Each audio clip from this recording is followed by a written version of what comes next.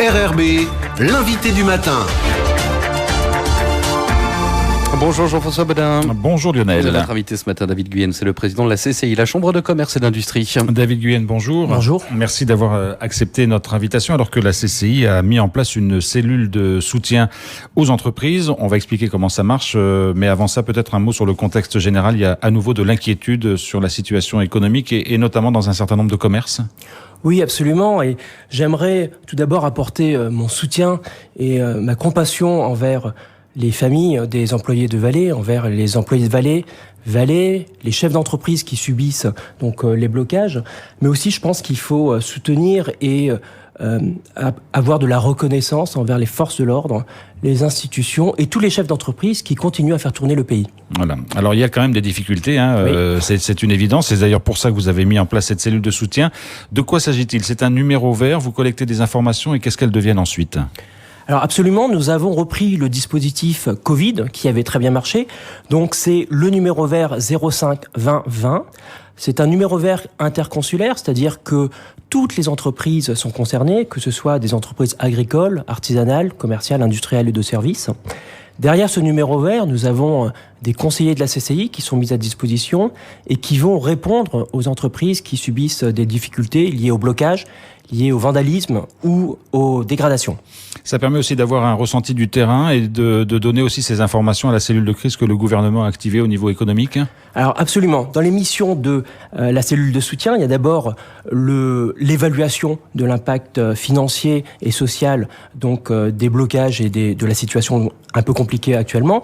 Donc cette évaluation se fait sur la base d'un questionnaire rapide avec le conseiller de la CCI, mais aussi on peut le faire sur le site internet cci.nc et ensuite être rappelé par un conseiller. Dans un deuxième temps, effectivement, on va analyser, objectiver tous les préjudices subis et ça va nous permettre de remonter vers le gouvernement, vers les institutions pour mettre en place des dispositifs de soutien, d'aide, par exemple le décalage des charges sociales ou fiscales. Dans certains cas, bien évidemment, et selon certains critères. Alors, quels sont Absolument. Les premiers retours que vous avez eus ? Qu'est-ce que vous disent les chefs d'entreprise qui se sont adressés à cette cellule de soutien ? Alors juste pour compléter, il y a aussi une partie du dispositif qui est la cellule de crise des acteurs économiques qui se réunit tous les jours et qui permet de remonter les informations du terrain vers les institutions et inversement de redescendre auprès des chefs d'entreprise des instructions ou des recommandations.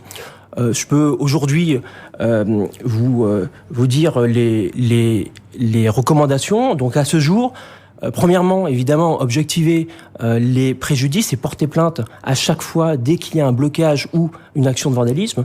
Deuxièmement, sécuriser les lieux, ça c'est très important, s'assurer que les risques incendies soient réduits et minimisés. Troisièmement, renforcer le gardiennage si c'est possible. Et enfin, consulter régulièrement le site de la gendarmerie parce que c'est le site fiable, notamment sur les blocages des accès. Et ça, ce sont des démarches importantes que vous conseillez à vos ressortissants. Oui, c'est... Même si elles peuvent paraître dans certains cas comme porter plainte, ils doivent se dire ça sert pas à grand-chose. Oui, pourtant, il faut le faire parce que derrière, ça va pouvoir nous permettre d'avoir des dispositifs de soutien adéquats. Alors ça, c'est les conseils que vous leur donnez, oui. Et ils sont très très importants. Et ensuite, il y a un certain nombre d'évaluations des dégâts ou des préjudices subis. Oui. Donc à aujourd'hui, la cellule est en place depuis 36 heures. Nous avons une quarantaine de remontées. Dans les remontées, les secteurs les plus impactés, donc les services, le commerce, dans une moindre mesure l'industrie et le tourisme. Et dans les catégories d'impact, on a déjà des pertes de chiffre d'affaires en raison des blocages, des pertes de chiffre d'affaires dans la restauration, en raison des annulations des soirées, par exemple, de fin d'année. Et là, c'est quand même plusieurs millions par établissement de préjudice. On a aussi des problèmes d'approvisionnement. Et je pense par exemple à Paddock Creek qui est à la coulée et qui ne peut pas aujourd'hui nourrir ses bêtes. Et nous avons aussi des pertes d'activité dans le secteur du tourisme, notamment dans le Grand Sud. En termes de chiffres, 40% des entreprises nous déclarent avoir perdu plus de 50% de leur chiffre d'affaires par rapport à décembre de l'année dernière. Donc c'est déjà un manque à gagner et des pertes considérables suite à une année quand même qui a été très difficile. On sort du Covid, on sort du référendum. Donc il faut vraiment saluer l'effort des chefs d'entreprise et soutenir leur morale. Est-ce que justement, par rapport à leur morale, il y a aujourd'hui un moral en baisse? En plus, on approche des fêtes de fin d'année. Oui. On sait que ce sont souvent des périodes cruciales, notamment dans le secteur du commerce. Est-ce qu'aujourd'hui, vous sentez une sorte de fatigue générale par rapport à l'ensemble de ces situations? Alors très clairement, les conseillers nous remontent aussi le moral et le ressenti des chefs d'entreprise. Aujourd'hui, il y a un ras-le-bol de la situation.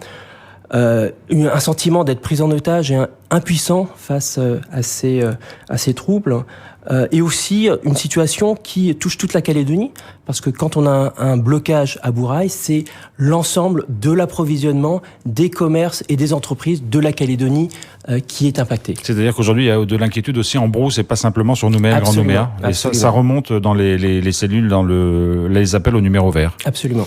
David Guyenne, il y a une mobilisation qui se met en place avec une marche, une manifestation qui est prévue demain samedi. Quelle est l'attitude des chefs d'entreprise et quelle est aussi l'attitude de la CCI par rapport à cette mobilisation? Alors, la CCI défend des socles fondamentaux qui lui apparaissent indispensables à la prospérité de la Calédonie. Donc, dans ces socles, nous avons évidemment l'état de droit qui garantit le respect des droits des Calédoniens et de la propriété, mais aussi l'égalité de tous devant la loi. Nous avons la liberté d'entreprendre, la liberté de circuler, la liberté de commercer. Et nous avons aussi l'accès de tous à l'enseignement qui a été mis à mal par les blocages. Donc, évidemment, si la CCI est complètement apolitique, il n'empêche que nous appelons les ressortissants, les entreprises, les salariés à défendre ces valeurs et à les exprimer clairement et pacifiquement à chaque fois que c'est possible. Tout simplement parce qu'on ne peut pas construire un avenir sans le respect de ces fondamentaux.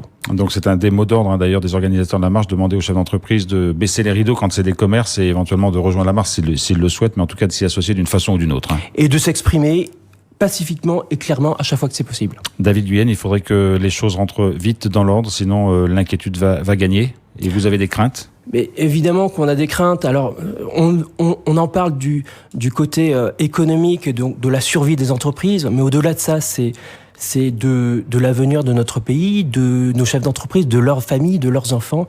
Et c'est ça qui est en jeu actuellement. Merci beaucoup d'avoir été avec nous ce matin. Merci.